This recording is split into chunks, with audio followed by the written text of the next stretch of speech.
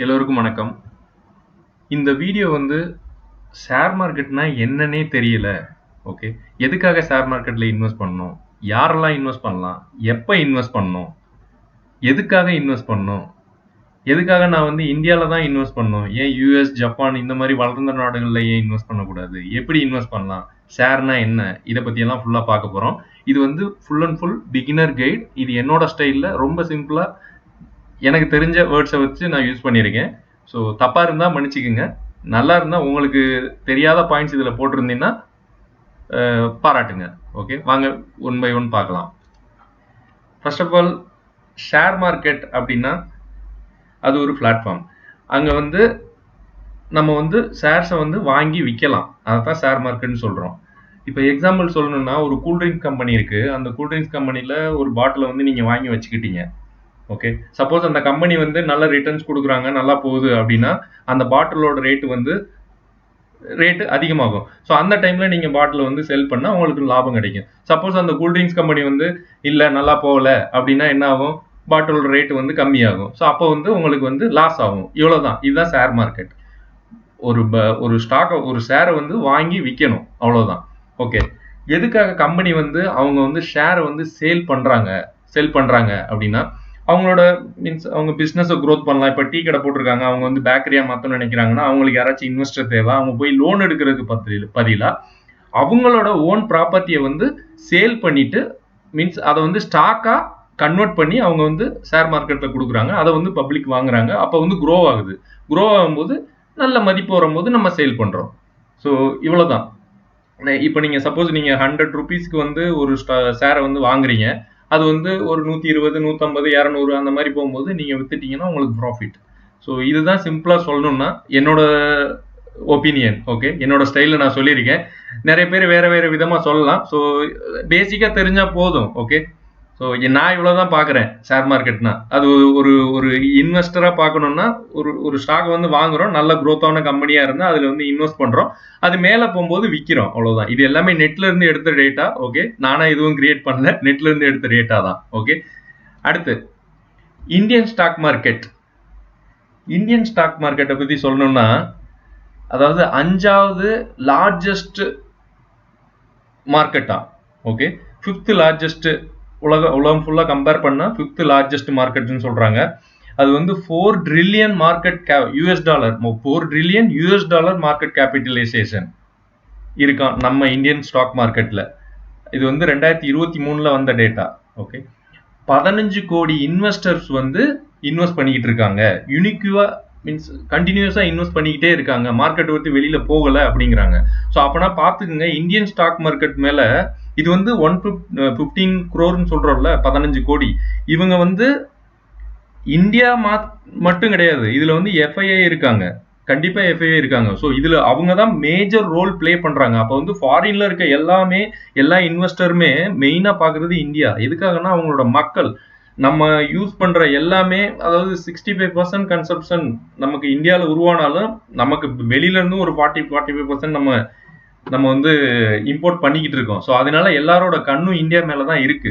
But நம்ம தான் US, யூகேன்னு போயிட்டு இருக்கோம். வாங்க அதையும் பார்த்துருவோம். ஏன்னா எல்லாரும் கேட்பாங்க, எதுக்காக இங்கே இந்தியாவில் இன்வெஸ்ட் பண்ணணும், நமக்கு யூஎஸ்ல பண்ணலாம் அப்படின்னு. அடுத்து சொல்றேன். ஓகே, இப்போ எதுக்காக நம்ம வந்து ஷேர் மார்க்கெட்ல வந்து ஷேரை வந்து வாங்கி விற்கணும், எதுக்காக அப்படின்னு கேட்பாங்க நிறைய பேர். நமக்கு தான் சேவிங்ஸ் அக்கௌண்ட் இருக்கு, நம்ம வந்து சேவிங்ஸ் அக்கௌண்ட்ல பணத்தை போட்டு வைக்கலாம், அப்படி இல்லைன்னா பிக்ஸ்ட் டெபாசிட்ல போட்டு வைக்கலாம் அப்படிம்பாங்க. நான் நிறைய ஷார்ட்ஸ் போட்டிருக்கேன் இதை பத்தி. ஓகே, நான் இப்போ எகைன் ஒன் டைம் சொல்றேன். பிக்ஸ்ட் டெபாசிட்ல போட்டா உங்களுக்கு வந்து 6 to 7%. இப்போ எகைன் இன்னைக்கு கூட ஒரு நியூஸ் வந்தது, எஸ்பிஐல வந்து 6.7 எவ்வளவுதான் அவங்க வந்து இன்ட்ரெஸ்ட் ரேட் கொடுக்குறாங்க அப்படின்னு பிக்ஸ்ட் டெபாசிட்டுக்கு.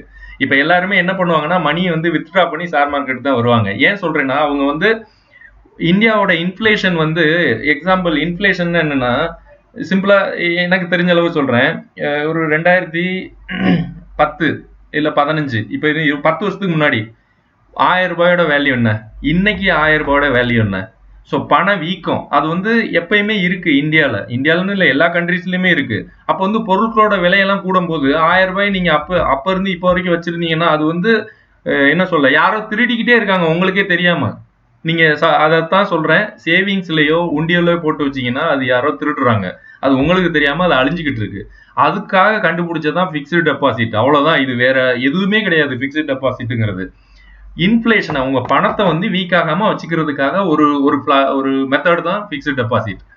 ஆனா வெல்த் உங்களுக்கு எப்ப கிரியேட் ஆகும்? நீங்க வந்து 10 கோடி வச்சிருக்கலாம் இன்னைக்கு, ஓகே, அந்த 10 கோடியை நீங்க சேவிங்ஸ் அக்கௌண்ட்ல வச்சிருந்தா அதோட இன்ட்ரெஸ்ட் மட்டும் தான் வரும். அதாவது நீங்க இன்ஃபிளேஷனை பீட் பண்ணிக்கிட்டு இருக்கீங்க.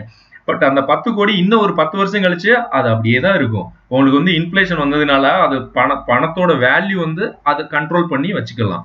ஸோ இதுக்காக மட்டும் தான் பிக்ஸ்டு டெபாசிட் யூஸ் ஆகுது.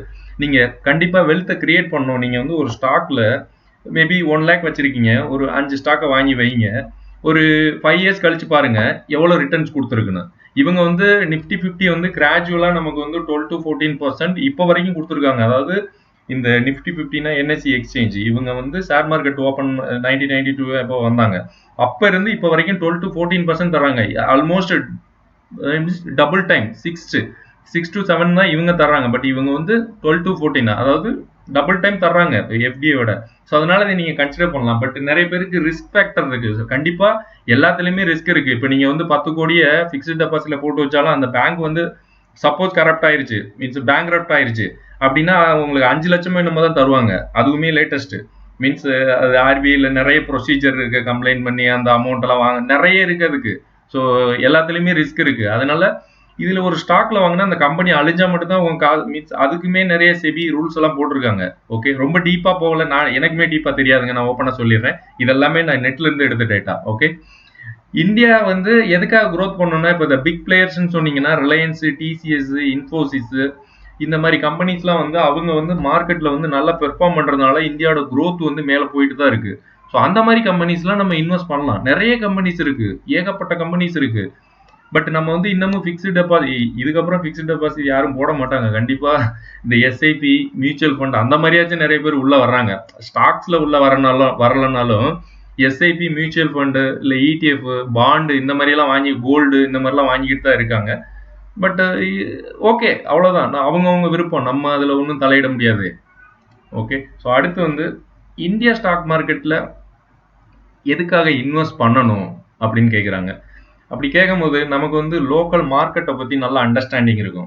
ஓகே, நம்ம மார்க்கெட்ல இப்போ இன்னும் வருது, ஓகே இந்த ஸ்டேட்ல வந்து இந்த ப்ராஜெக்ட் இப்போ ஸ்டார்ட் பண்ண போறாங்க, ஓகே இந்த கம்பெனி வந்து இங்க இவ்வளவு இன்வெஸ்ட் பண்றாங்க, இதெல்லாம் நியூஸ் பேஸ்டு தான். பட் நமக்கு ஓனா தெரியும்ல, இப்போ நம்ம தமிழ்நாட்டில் இருக்கோம், தமிழ்நாட்டில் எங்கெங்க பவர் ஸ்டேஷன் இருக்கு, தெர்மல் பவர் ஸ்டேஷன் எங்க இருக்கு, விண்ட் எனர்ஜி, இந்த மாதிரி மீன்ஸ் இந்த மாதிரி கம்பெனி நம்ம என்னென்ன இருக்கு அப்படின்னு நமக்கு கண்டிப்பா தெரியும்ல. ஸோ அது மாதிரி நம்ம சப்போஸ் நான் இப்போ மும்பைல நம்ம ஆட்கள், மீன்ஸ் நம்ம தமிழ் ஆட்களே மும்பைல இருக்காங்க, அப்ப அவங்களுக்கு தெரியும். டெல்லியில இருக்கவங்களுக்கு டெல்லியில என்னென்ன ப்ராஜெக்ட்ஸ் நடக்குதுன்னு தெரியும். ஸோ அந்த மாதிரி இப்போ நம்மளுமே நிறைய இன்ஜினியரிங் கிராஜுவேட்ஸ் இருக்காங்க. ஸோ அவங்க எல்லாம் இந்த மாதிரி மார்க்கெட்ல இன்வால்வ் ஆகும்போது இப்போ நிறைய பேர் ஃபார்மா செக்டர்ல இருக்கலாம், அவங்களுக்கெல்லாம் ஃபார்மா கம்பெனிஸ் பத்தி தெரியலாம். அது வந்து பேசிக்காவே நமக்கு வந்துடும். அது மாதிரி நம்ம மக்கள் தொகை பார்த்தீங்கன்னா பாருங்க, 65% பாப்புலேஷன் வந்து 35 வயசுக்கு கீழே இருக்காங்களாம். அவங்க கன்சம்ஷனே நிறைய இருக்கான், அப்படிதான் சொல்றாங்க. இதெல்லாம் டேட்டா தான். ஓகே, அந்த அளவுக்கு மக்களோட அடர்த்தி நிறைய இருக்கிறதுனால இங்க வந்து டிமாண்ட் நிறைய இருக்கு. ஒரு பொருளுக்குமே டிமாண்ட் நிறைய இருக்கு. ஸோ அதனால நம்ம மார்க்கெட் வந்து எப்பயுமே க்ரோவா தான் ஆகும். இன்னுமே இது வந்து க்ரோ ஆகலை அப்படின்லாம் சொல்லலை, க்ரோ ஆகிட்டு தான் இருக்கு. ஓகே, ஸோ ஜிடிபி க்ரோத் வந்து 6% சொல்றாங்க ஆனுவலி எக்ஸீட் ஆகும் அப்படின்னு. ஓகே, ஸோ இவ்வளோதான். நம்மளோட இன்ஃப்ராஸ்ட்ரக்சர், ரயில்வே இருக்கு, நிறைய இருக்கு, இதெல்லாம் க்ரோத் ஆகிட்டு தான் இருக்கு. ரோடு நிறைய இருக்கு, நிறைய கவர்மெண்ட் ப்ராஜெக்ட்ஸே வருது. அது மாதிரி ஐடி செக்டாருமே நிறைய இடத்துல இப்பயுமே ஆந்திராவில் நிறைய பில்ட் பண்ணிட்டு இருக்காங்க. ஐடி கம்பெனிஸ்லாம் நிறைய வந்துட்டு தான் இருக்கு. ஸோ அது மாதிரி automobile sector, oil sector, power எல்லாமே குரோத்தில் தான் இருக்கு. ஏன்னா மக்களுக்கு தேவை அந்த மாதிரி இருக்கு. ஸோ அதனால அது குரோத்தில் தான் இருக்கு. இது எதுக்காகனா இந்தியன் இப்போ வந்து இப்போ நீ உங்களுக்கு யூஎஸ்ஐ பத்தி தெரியுமானா தெரியும், கொஞ்சம் தெரியும். ஓகே, யூஎஸ்ல இருக்கவங்களுக்கு தெரியும். சப்போஸ் இப்போ யூஎஸ்ல இருக்கவங்க வந்து இந்தியாவில் இன்வெஸ்ட் பண்ணணும்னா அவங்களுக்கு நிறைய நாலேஜ் இருந்தால் மட்டும் தான் இன்வெஸ்ட் பண்ண முடியும். மேபி இந்தியா பேஸ்டு யூஎஸ்ஆ இருந்தாங்கன்னா அவங்களுக்கு தெரியும். பட் யூஎஸ்ல இருக்கவங்க இந்தியாவில் இன்வெஸ்ட் பண்ணணும்னா அவங்களுக்கு தெரியணும். அப்போ நீங்க ஒண்ணு மட்டும் தெரிஞ்சுக்கங்க, எஃப்ஐஐ வந்து ஆல்மோஸ்ட் எவ்வளவு 20%, 25% ஒரு ஸ்டாக்லையும், நான் ஜஸ்ட் ஸ்டாக்கை வந்து வாட்ச் பண்றதுனால எனக்கு தெரியும், 10-15%, 10-30% வரைக்கும் இன்வெஸ்ட் பண்ணிட்டு இருக்காங்க. ஒரு ஸ்டாக்லையும் நான் ஃபண்டமெண்டல் அனாலிசிஸ் பண்றதை வச்சு நான் சொல்றேன். எனக்கு ஓவராலா எவ்வளவு அவங்க இங்க இன்வெஸ்ட் பண்ணியிருக்காங்கன்னு எனக்கு தெரியல, டோட்டல் வேல்யூ தெரியல. பட் ஒரு ஸ்டாக்லையும் அவங்களோட வேல்யூ வந்து எஃப்ஐயோட இன்வால்வ்மெண்ட் 20% இருக்கு. ஓகே, 10% இருக்கு. அப்ப அவங்களுக்கே இந்தியன் மார்க்கெட்டை பத்தி தெரியுது. நமக்கு இப்ப எனக்குமே இப்போ லாஸ்ட் 5 இயர்ஸா தான் தெரியும். ஓகே, இப்போ நிறைய பேருக்கு தெரிஞ்சிருக்கலாம், நிறைய பேருக்கு தெரியாமல இருக்கலாம். இப்போ இந்த வீடியோ வந்து மெயினா தெரியாதவங்களுக்காக தான். எதுக்காக இந்தியாவில் இன்வெஸ்ட் பண்ணோம் அதுக்காக தான். ஓகே, அதுக்காக தான் இந்த வீடியோவை போடுறேன். இப்போ கேட்கலாம், ஓகே நான் வந்து யூஎஸ்ல தான் நல்லா வளர்ந்துருச்சு, அங்கே வந்து மார்க்கெட் வந்து நல்லா ஸ்டெடியா இருக்கு, நல்ல க்ரோத்தில் இருக்கு, அட்வான்ஸ்டா போறாங்க அப்படின்னு சொல்றாங்க. கரெக்டு தான், இல்லைன்னு சொல்லல. இப்போ சின்ன எக்ஸாம்பிள் சொல்றேன். நமக்கு ஸ்மார்ட் போன் கையில் வர்றதுக்கு முன்னாடியே ஃபாரின் கண்ட்ரீஸ்ல எல்லாத்துலேயுமே வந்துருச்சு. ஓகே, நமக்கு ஸ்மார்ட் போன் வரணும்னா ஒரு 2 தெரியல, மேபி 5 வருஷம் கூட இருக்கலாம். அவங்கெல்லாம் யூஸ் பண்ணதுக்கு அப்புறம் தான் நம்ம கைக்கே ஸ்மார்ட் போன் வந்தது. அதுக்கு முன்னாடி அந்த பட்டன் போன் அவங்க அதுக்கு முன்னாடியே பார்த்துட்டாங்க. அதுக்கு முன்னாடி அந்த என்ன சொல்ல, அந்த கிராமபோன், அது வயர்டு போன். ஓகே, ஸோ அது நம்ம யூஸ் பண்றதுக்கு முன்னாடியே அவங்க யூஸ் பண்ணாங்க. ஸோ இதுதான் வளர்ச்சி. அப்போ வந்து இந்தியா வந்து இன்னுமே பேக்ல தான் இருக்கு. பட் அவங்கள வந்து பீட் பண்ணோம்னா இல்ல, பண்ணல. பட் அதுக்கு தான் சொல்றேன், growth ரேட் வந்து இது வந்து ஒரு டேட்டா தான். ஹை வந்து ஜிடிபி வந்து 6% இருக்கு growth ரேட்ல. யூஎஸ் மார்க்கெட் வந்து அவங்க வந்து ஆல்ரெடி வளர்ந்துட்டாங்க. ஸோ இப்போ வந்து ஜிடிபி வந்து ஆவரேஜா 2% தான் இருக்குங்கிறாங்க. மார்க்கெட் வந்து இது சொன்னேன்ல, இது வந்து யூஎஸ் மார்க்கெட் வந்து மெச்சூர்டு, ஆல்ரெடி வளர்ந்துருச்சு, எஸ்டாபிலிஷ் ஆயிருச்சு. பட் இங்க இப்பதான் டெவலப் ஆயிட்டு இருக்கு. நிறைய இப்ப நம்ம ஊர்லயே நிறைய ஊருக்கு ரோடே இல்லாத ஊர்கள்லாம் இருக்கு. டவர் கிடைக்காத ஏரியாவே நிறைய இருக்கு இந்தியால. நிறைய பேருக்கு வீடு அந்த நிறைய சொல்லிட்டே போகலாம். பின்ன அது பாலிடிக்ஸ் ஆகும். ஓகே, இன்னோவேஷன் சொன்னீங்கன்னா நம்மளுமே ஃபார்மால எல்லாம் நல்ல, இப்போ மெடிக்கல் ஃபீல்ட்லாம் நம்ம ஊர்ல நல்லா தான் இருக்கு, ஐடியுமே நல்லா தான் இருக்கு. ஐடி கம்பெனிஸ்னா மெயினா நம்ம ஃபோக்கஸ் யூகே, யூஎஸ் இந்த மாதிரி கண்ட்ரிக்கு தான் நம்ம வந்து ஐடி கம்பெனிஸ் ஒர்க் பண்ணிட்டு இருக்காங்க. ஸோ பாப்புலேஷன் பேஸ்டு நமக்கு வந்து நல்ல இன்ஜினியர்ஸ், நல்ல டாக்டர்ஸ் எல்லாருமே இருக்காங்க. பட் நிறைய பேர் ஃபாரின்ல வந்து இருக்காங்க. என்னை மாதிரி நான் நல்ல இன்ஜினியர்னு சொல்லல, ஓகே நார்மலான இன்ஜினியர். ஓகே, ஸோ அவங்க இதெல்லாமே அட்வான்ஸ்ட் ஆயிடுச்சு. இதை விட இப்ப நம்ம பண்றதை விட அவங்க வந்து மேல போயிட்டாங்க. அதனால அவங்களுக்கு வந்து கொஞ்சம் ஸ்லோவா growth இருக்கும். ஆல்ரெடி நான் வந்து அந்த ஹையஸ்ட் பாயிண்ட்டுக்கு போயிட்டேன். இப்போ நீங்க வந்து எக்ஸாம்பிள் சொல்றேன், ஒரு இப்போ எனக்கு வந்து எய்ம் வந்து ஒரு கோடி ரூபா ப்ராஃபிட், 1 கோடி ரூபா நம்ம வந்து கையில வச்சிருக்கணும் ஷேர் மார்க்கெட்ல கெயின் பண்ணி, அந்த மாதிரி இருக்கு. நான் வந்து 1 கோடியை ரீச் பண்ணிட்டேன்னா அதுக்கப்புறம் அதான் கையில 1 கோடி இருக்கு, கொஞ்சம் மெதுவா போவோம் அப்படின்னு தோணும். பட் அந்த 1 கோடி அடையிற வரைக்கும் நம்ம வந்து ஹார்ட் ஒர்க் பண்ணுவோம். இதை படிக்கணும், இந்த கம்பெனியை எப்படி இன்வெஸ்ட் பண்ணணும், அந்த மாதிரி தோணும்ல. அந்த மாதிரி தான் இப்போ இந்தியன் மார்க்கெட் இருக்கு. நம்ம வந்து ஹையரா போகணும், அடுத்தவங்க எல்லாம் எல்லாத்தையும் பீட் பண்ணி போகணும், அந்த மாதிரி நினைக்கிறாங்க. ஸோ நம்ம வந்து இப்போ இந்தியன் மார்க்கெட்ல இன்வெஸ்ட் பண்ணணும்னு நமக்கு வந்து ஈஸி தான். பேசிக்காவே நமக்கு தெரியும் இந்தியன் மார்க்கெட் என்ன ஸ்டேஜ்ல இருக்கு, எப்படி இருக்கு அப்படின்னு. அதாவது ஷேர் மார்க்கெட்டை பத்தி சொல்லல, டோட்டலாவே இந்தியா பத்தி சொல்றேன். இந்தியா பத்தி நமக்கு தெரியும் தானே, அட்லீஸ்ட் தமிழ்நாடை பத்தி தெரியும் தானே. ஸோ தமிழ்நாட்டிலே நிறைய கம்பெனிஸ் இருக்கு. அந்த கம்பெனியை பற்றி நம்ம எல்லாமே நெட்டு தாங்க, கூகுளில் சர்ச் பண்ண எல்லாமே வரப்போகுது, அவ்வளவுதான். ஓகே, ஸோ அதை பத்தி நம்ம தெரிஞ்சுக்கிட்டு அதை பத்தி நம்ம இன்வெஸ்ட் பண்ண போறோம். ஸோ என்னென்ன ரிஸ்க் இருக்கும் அப்படின்னு. ஓகே, கரன்சி நமக்கு வந்து அது தெரியும். இப்போ வந்து நிறைய வேட் இதெல்லாம் போட்டுட்டு இருக்காங்க. பட் இப்போ ஃபாரின்ல இருக்கவங்க வந்து இப்போ யூஎஸ்ல இருக்கவங்களாலுமே ஃபிளக்சுவேஷன் இருக்கு, டாலர் ஃபிளக்சுவேஷன் இருக்கு, அப் அண்ட் டவுன் போயிட்டு இருக்கு. இருந்தாலும் நமக்கு வந்து இன்ஃப்ளேஷன் நமக்கு வந்து பணவீக்கம் இருக்கதான் செய்யுது எப்பயுமே டாலரை கம்பேர் பண்ணும்போது. இருந்தாலும் ஒரு சில டைம் அந்த சார்ட்டை பார்த்தா உங்களுக்கு ரூபி டாலர் அந்த சார்ட்டை பார்த்தா சில சமயம் டாலர் வந்து விழுந்துதான் கிடக்குது. ஸோ அது ஒரு இது இருக்கு. டேக்ஸ் வந்து அது நமக்கு ஸ்ட்ரெயிட் ஃபார்வர்டு இருக்குதான் டேக்ஸ். பட் யூஎஸ்ல வந்து நம்மளோட அதிகம் தான் சொல்றாங்க. இன்னொன்று, நம்ம போய் இப்போ ஒரு இந்தியன் ரெசிடென்ட், நம்ம வந்து இந்தியாவில் இருக்கவங்க போய் யூஎஸ்ல நம்ம வந்து இது ஓப்பன் பண்ணி ஷேர் மார்க்கெட் ட்ரேட் பண்ணணும்னா அவங்களுக்கு வந்து டேக்ஸ் அதிகம் தான், நம்ம ஊர்ல பண்றதை விட யூஎஸ்ல பண்றதுக்கு. பட் யூஎஸ்ல மேபி அவங்க வந்து அங்கேயே சிட்டிசன்ஷிப் வாங்கியிருந்தாங்கன்னா மேபி அவங்களுக்கு ஈஸியா இருக்கும். ஸோ நம்ம அங்கே இல்லை, அதனால பேச வேணாம் அது. ஓகே, அதுக்கப்புறம் ஹிஸ்ட்ரி. இதுக்கப்புறம் தான் நம்ம இந்தியா ஷேர் மார்க்கெட்டுக்குள்ள வர்றோம். ஓகே, அதாவது இந்தியா மார்க்கெட் வந்து உலக நாடு, மேபி யூஎஸ்லாம் இதுக்கு முன்னாடியே பண்ணியிருப்பாங்க ட்ரேடிங்கு, மீன்ஸ் ஷேர் மார்க்கெட் உள்ளே வந்திருக்கும். நம்ம வந்து 1875ல பிஎஸ்சி தான் எஸ்டாப்ளிஷ் பண்ணியிருக்காங்க. ஃபர்ஸ்ட் ஒரு எக்ஸ்சேஞ்ச் வந்திருக்கு. ஓகே, ஸோ இதுதான் ஓல்டஸ்ட். இது வந்து ஜஸ்ட் ஹிஸ்ட்ரி தான். இதுக்கப்புறம் இதோட டெஃபினிஷன் சொல்கிறேன். பிஎஸ்சின்னா என்ன, என்எஸ்சின்னா என்ன, அடுத்த பேஜில் இருக்குது. ஓகே, இப்போ பிஎஸ்சி வந்து எஸ்டாப்ளிஷ் பண்ணது வந்து 1875ல எஸ்டாப்ளிஷ் பண்ணியிருக்காங்க. அதுதான் ஏசியாஸ் ஓல்டஸ்ட் எக்ஸ்சேஞ்ச் அப்படிங்கிறாங்க. பாம்பே ஸ்டாக்ஸ் எக்ஸ்சேஞ்ச், பிஎஸ்சினா மீனிங். ஓகே, ஸோ இதுதான் Asia's oldest stock exchange. Okay, அதை பற்றி நிறையெல்லாம் நானும் இன்னும் படிக்கணும். ஸோ எனக்கு இது போதுன்னு தோணுது, அதான் நான் உங்கள்கிட்ட சொல்கிறேன்.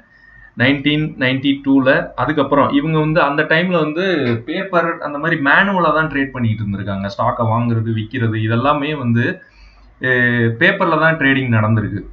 ஸோ அதுக்கப்புறம் தான் வந்து அவங்க வந்து கொஞ்சம் ஈஸியாக்கணும் அப்படின்றதுக்காக என்எஸ்சி வந்திருக்கு. ஏன்னா இது இந்த மாதிரி பேப்பரில் பண்ணும்போது நிறைய பிழைகள் வரும், நிறைய மேனிப்புலேஷன் பண்ண முடியும். உங்களுக்கு தெரிஞ்சிருக்குன்னு நினைக்கிறேன்.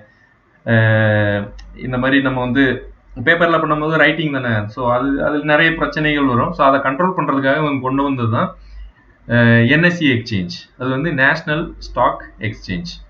இவங்க வந்து எலக்ட்ரானிக்காக கம்ப்யூட்டரில் வந்து அந்த டைமில் கம்ப்யூட்டர் இருக்கும், அதில் வந்து ஸ்டாக்கை வாங்கி விற்கிற மாதிரி கொண்டு வந்திருக்காங்க. ஆக்சசிபிலிட்டிஸ் அதை வந்து 1 by 1 க்ரோத் பண்ணி கொண்டு வந்திருக்காங்க. ஸோ இது எப்படி, இவங்க 2 பேர் இருக்காங்க, இவங்களை கண்ட்ரோல் பண்ணதுக்கு ஒரு ஆள் வேணுமே. இப்போ மக்கள் இருக்காங்கன்னா மக்களை காப்பாற்றுறதுக்கு போலீஸ் அப்படின்னு சொல்லிக்கலாம். ஓகே, இருக்காங்க, அவ்வளோதான். ஸோ அங்கே ஒரு ஆள் வேணுமே அப்படிங்கிறதுக்காக கொண்டு வந்தது தான் செபி. இவங்க வந்து இதுக்காக தான் ஃபார்ம் பண்ணியிருக்காங்க, அதாவது இன்வெஸ்டரை காப்பாற்றணும். செபினா meaning the securities and exchange board of India, அதான் செபின்னு சொல்கிறாங்க. இவங்க வந்து மார்க்கெட்டை வந்து கண்ட்ரோல் பண்ணி இன்வெஸ்டரை வந்து பாதுகாக்கிறதுக்காக. நான் இப்போ யாராச்சும் அதில் போடுறாங்கன்னா ஏதாச்சும் தப்பு நடந்துச்சுன்னா அதை கேட்கறதுக்கு, இல்லை பேன் பண்ணுறதுக்கு. ஒரு கம்பெனி சும்மா ஒன்றுமே பண்ணல, ஆனால் அவங்க வந்து ஒரு ஷேரை வந்து விற்கிறாங்க, எல்லாரும் ஷேரை வாங்குறாங்க, வாங்கினதுக்கப்புறம் கம்பெனி இழுத்து மூடிட்டு போயிடுறாங்க. ஸோ அந்த மாதிரி கம்பெனிஸ்லாம் கண்டுபிடிச்சி, வர்றதுக்கு முன்னாடியே கண்டுபிடிக்கணும். நிறைய கம்பெனிஸ் வந்ததுக்கு அப்புறமே இழுத்து மூடிட்டு போகிறாங்க. ஸோ அது இருந்தும் இப்போ நம்ம போலீஸ் மாதிரி, பட் இவங்க கொஞ்சம் ஸ்ட்ரிக்டாக தான் இருக்காங்க. போலீஸ் எல்லாம் சும்மா தான் இல்லை, அதுவும் நிறைய பேர் போலீஸ் வேற பார்த்தா என்னையே திட்ட போகிறாங்க. இல்லை, நிறைய நல்ல போலீஸ் இருக்காங்க. ஓகே, ஸோ செபி வந்து அந்த மாதிரி ஒரு போலீஸ், என்னோட ஃபார்மில் சொல்கிறேன், மேபி தப்பாக கூட இருக்கலாம், ஒரு கண்ட்ரோல் பண்ணுறதுக்காக இந்த 2 எக்ஸ்சேஞ்சை வந்து மானிட்டர் பண்ணி இன்வெஸ்டரை ப்ரொடெக்ட் பண்ணுறதுக்காக கொண்டு வந்தது தான் செபின்னு ஒரு ஃபார்ம், ஒரு அமைப்பு. ஓகே, ஸோ இவங்கெல்லாம் சேர்ந்து தான் டிஜிட்டலாக இப்போ வந்து பண்ணிகிட்டு இருக்கோம். எல்லாருமே ஸ்டாக்கை வந்து ஈஸியாக வாங்கி விற்கிறோம். ஓகே, இப்போல்லாம் நமக்கு மொபைல்லே வந்துருச்சு. அந்த டைம்லாம் அப்படிலாம் கிடையாது. ஒரு கம்ப்யூட்டர் அந்த மாதிரி இருந்தது. அதுக்கு முன்னாடி பேப்பரில் தான் ட்ரேட் பண்ணிட்டு இருந்திருக்காங்க. ஸோ அதுக்கு முன்னாடி என்ன கொரியரில் தான் பண்ணணும்னு கேள்விப்பட்டிருக்கேன். கொரியர், அதாவது போஸ்ட் ஆஃபீஸ் போய் அங்கே ஸ்டாக்ஸை வந்து இந்த மாதிரி ஏதோ ஃபில் பண்ணி அனுப்புறது. ரொம்ப டீட்டெயில்டாக தெரியல, ஒரு நெட்டில் படித்தேன், அவ்வளோதான். ஓகே, ஸோ அடுத்து போகலாம்.